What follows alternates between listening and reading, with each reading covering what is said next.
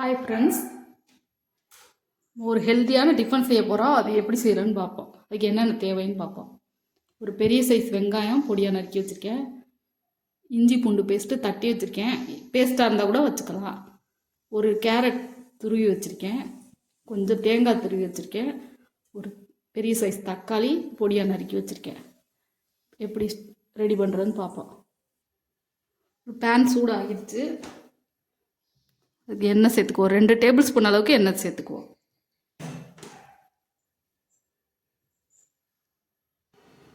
கொஞ்சமாக கடுகு உளுந்தம் பருப்பு சேர்த்துக்கிறேன்.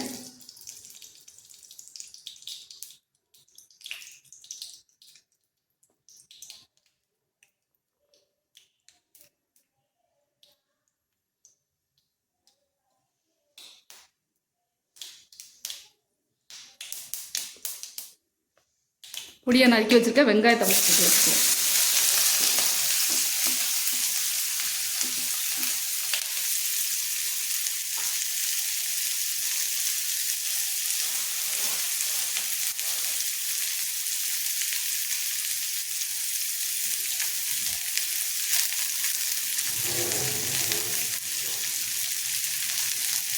கருவேப்பிலை கொஞ்சம் சேர்த்துக்கிறேன். வதங்கட்டு வெங்காயம் வதங்கிடுச்சு. இஞ்சி பூண்டு தட்டி வச்சுருக்கதை சேர்த்துக்கிறேன்.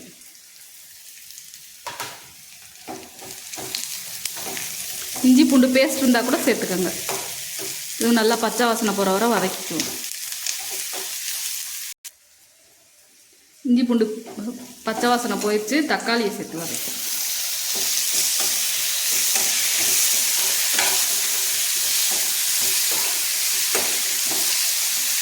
தக்காளி நல்லா வதங்கட்டும். தக்காளி நல்லா மசிகிற அளவுக்கு வதங்கிடுச்சு. அடுத்து கேரட்டை சேர்த்துக்குவோம். கேரட் கொஞ்சம் நேரம் வதங்கட்டும். துருவுனதை அதனால் சீக்கிரம் வதங்கிடும். கொஞ்சம் நேரம் வதக்கிக்குவோம். கேரட் வதங்கிடுச்சு. துருவி வச்சுருக்க தேங்காயை சேர்த்துக்குவோம். கொஞ்சம் நேரம் வதக்கி விட்டுக்குவோம்.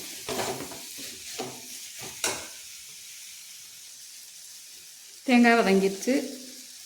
மஞ்சள் பொடி ஒரு சின்ன ஸ்பூனில் ஒரு ஸ்பூன் போட்டுக்கிறேன். கரம் மசாலா பொடி ஒரு 1/4 ஸ்பூன் போட்டுக்கிறேன். தனி மிளகா பொடி ஒரு ஸ்பூன் போட்டுக்கிறேன், சின்ன ஸ்பூனில். இப்போ இந்த ஸ்டஃபிங் தேவையான அளவு போட்டுக்கிறேன். இந்த மசாலாவோட பச்சை வாசனை போகிற வரை கொஞ்சம் நேரம் வச்சு இதிலே வதக்கிக்குவோம். லோ ஃப்ளேம்லேயே வச்சு வதக்கணும், இல்லைன்னா கரிஞ்சு போயிடும்.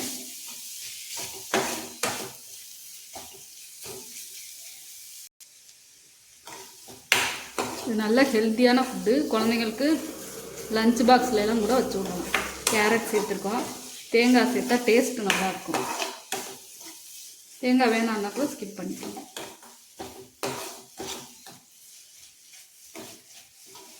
நல்லா இந்த பொடியோட வாசனைலாம் போட்டும், பச்சை வாசனைலாம். இல்லை கொஞ்சமாக கொத்தமல்லி இலை தூவிட்டு அடுப்பை ஆஃப் பண்ணிடுவோம். இப்போ மாவு ரெடி பண்ணிக்குவோம்.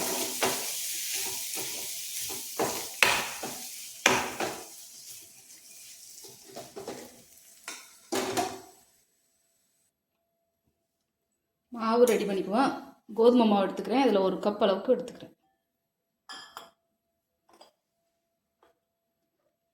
உப்பு இந்த மாவுக்கு தகுந்த மாதிரி போட்டுக்கிறேன்.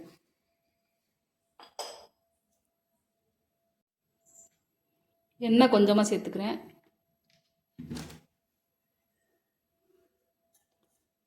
தண்ணி கொஞ்சம் கொஞ்சமாக சேர்த்து சப்பாத்தி மாவு பிசைஞ்சுக்குவோம்.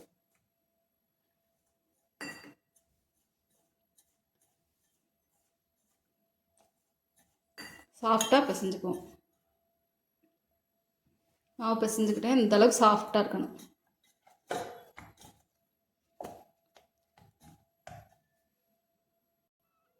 அது சின்ன சின்ன உருண்டையாக உருட்டி எடுத்துக்குவோம். சப்பாத்தி அளவுக்கு இல்லை, பூரி அளவுக்கு எடுத்துக்குவோம். சின்னதாக ஊறணும்னு அவசியம் இல்லை. அப்போவே உருட்டி தேய்ச்சிக்கலாம். இந்த அளவுக்கு இருந்தால் போதும். இந்த மாதிரி எல்லா மாவையும் சின்ன சின்ன உருண்டையாக உருட்டி எடுத்துக்கிட்டேன். தேய்ச்சிக்குவோம்.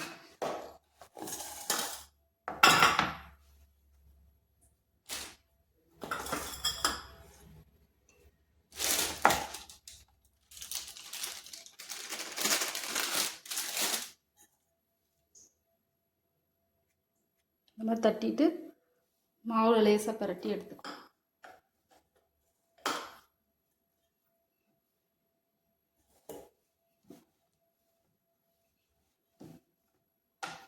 லேசாக தேய்ச்சி எடுத்துக்கோ.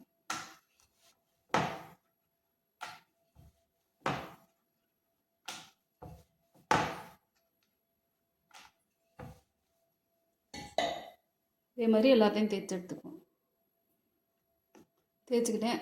ஸ்டஃபிங் எடுத்து வச்சுக்குவோம். ஒரு ஸ்பூன் எடுத்து வச்சுக்குவோம். வச்சுட்டு இந்த மாதிரி எல்லாத்தையும் சேர்த்து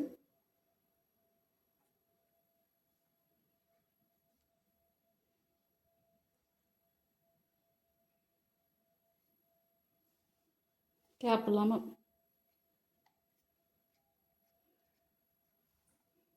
இந்த மாதிரி வச்சுட்டு லேசாக தேய்ச்சிக்குவோம்.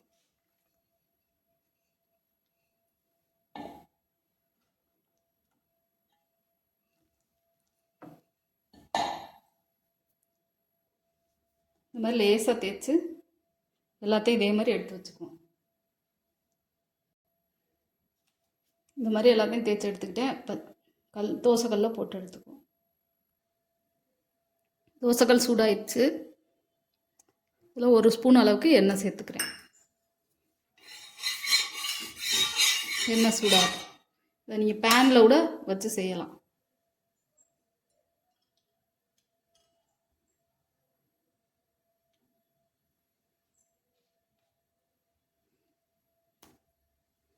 ரெண்டு சைடு நல்லா வேகட்டும்.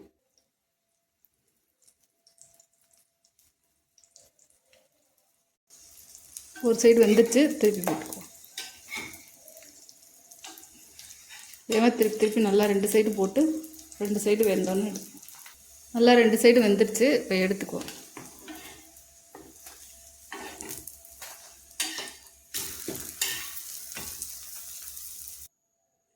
ஹெல்த்தியான ஒரு டிஃபன் ரெடி ஆயிடுச்சு. குழந்தைங்களுக்கு லஞ்ச் பாக்ஸ்லேயும் சூடலாம். நல்லா ஹெல்த்தியான டிஃபன். இதே மாதிரி நீங்கள் செஞ்சு பாருங்கள். இந்த வீடியோ பிடிச்சா லைக் பண்ணுங்கள், ஷேர் பண்ணுங்கள், சப்ஸ்கிரைப் பண்ணுங்கள்.